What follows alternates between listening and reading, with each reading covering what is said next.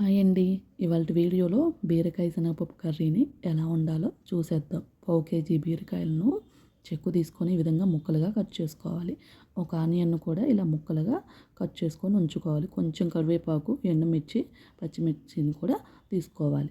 ఇప్పుడు స్టవ్ వెలిగించి ప్యాన్ పెట్టుకొని 2-3 స్పూన్స్ ఆయిల్ వేసుకోవాలి. ఆయిల్ హీట్ అయిన తర్వాత పోపు దినుసులు వేసుకోవాలి. అవి వేగిన తర్వాత సన్నగా కట్ చేసిన ఆనియన్ పీసెస్ని యాడ్ చేసుకోవాలి. 2 ఎండుమిర్చిని కూడా వేయాలి. ఇప్పుడు కొంచెం కరివేపాకు, 2-3 చీలికలుగా కట్ చేసుకున్న పచ్చిమిర్చిని కూడా యాడ్ చేసుకోవాలి. ఉల్లిపాయలు దోరగా వేగేంత వరకు కలుపుకుంటూ ఉండాలి. దోరగా వేగిపోయాయండి ఉల్లిపాయలు. పావు టీ స్పూను అల్లం వెల్లుల్లి పేస్ట్ యాడ్ చేసుకోవాలి. పావు టీ స్పూను టర్మరిక్ పౌడర్ కూడా వేసుకోవాలి. ఇప్పుడు అదంతా ఒకసారి కలుపుకుంటూ ఉండాలి. అల్లం వెల్లుల్లి పేస్ట్ వేసాం కదా, పచ్చివాసన పోయేంత వరకు కలుపుకోవాలి.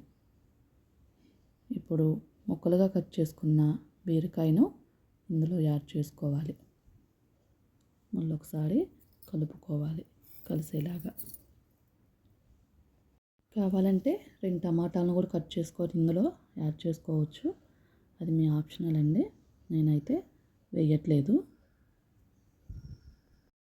శనగపప్పుని ఒక అరగంట పాటు సోక్ చేసుకొని ఉంచుకోవాలి. అందులోని వాటర్ను వంపేసుకొని శనగపప్పుని ఈ విధంగా యాడ్ చేసుకోవాలి.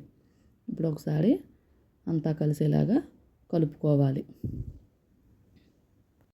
కావాలంటే శనగపప్పును మనం ముందుగానే ఉడకబెట్టుకొని కర్రీ అయిపోయేటప్పుడు లాస్ట్లో యాడ్ చేసుకోవచ్చండి. కానీ మనం ఈ స్టేజ్లో యాడ్ చేసుకుంటున్నాం కాబట్టి ముక్కలు ఉడకటానికి, శనగపప్పు ఉడకటానికి కొంచెం టైం తీసుకుంటుంది. ఇప్పుడు 1 స్పూన్ కారం, టేస్ట్కి సరిపడా సాల్ట్, 1 స్పూను ధనియాల పొడి, 3 వేసుకొని మళ్ళీ ఒకసారి మొత్తం కలిసేలాగా కలుపుకోవాలి.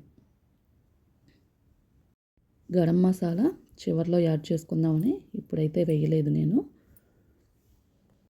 కొంచెం జీలకర్ర పౌడర్ కానీ, కొబ్బరి పౌడర్ కానీ వేసుకుంటే కర్రీ ఇంకా చిక్కదనం వస్తుందండి. అది మీ ఆప్షనల్. నేనైతే వేయట్లేదు. ఇప్పుడు శనగపప్పు ఉడకటానికి 1/2 కప్పు వాటర్ను తీసుకున్నాను. అవి ఒకసారి కలిసేలాగా తిప్పుకోవాలి. ఈ బీరకాయ కాంబినేషన్లో బీరకాయ చట్నీ, బీరకాయ పప్పు, బీరకాయ టమాటో చాలా రకాల వంటలు ఉన్నాయి. మీరు కూడా ట్రై చేయండి ఒకసారి. ఇప్పుడు శనగపప్పు ఉడకటానికి మూత పెట్టుకుంటున్నాను. శనగపప్పు ఉడుకుతుందో లేదో మధ్య మధ్యలో మూత తీసుకొని చెక్ చేసుకుంటూ ఉండాలి. ఇప్పుడు 1/2 స్పూను గరం మసాలా యాడ్ చేసుకుంటున్నాను. అదొకసారి కలిసేలాగా కలుపుకోవాలి. ఈ కర్రీ రైస్, రోటీలోకి చాలా బాగుంటుంది. ఇప్పుడు ఫైనల్గా కొత్తిమీర చల్లుకొని స్టవ్ ఆపేయాలి. ఫైనల్గా బీరకాయ శనగపప్పు కర్రీ రెడీ అయిపోయింది. మీరు కూడా ఒకసారి ట్రై చేసి కామెంట్ బాక్స్లో ఎలా వచ్చిందో చెప్పండి. వీడియో కనుక నచ్చితే లైక్ అండ్ సబ్స్క్రైబ్ చేసుకోండి. Thank you for watching this video.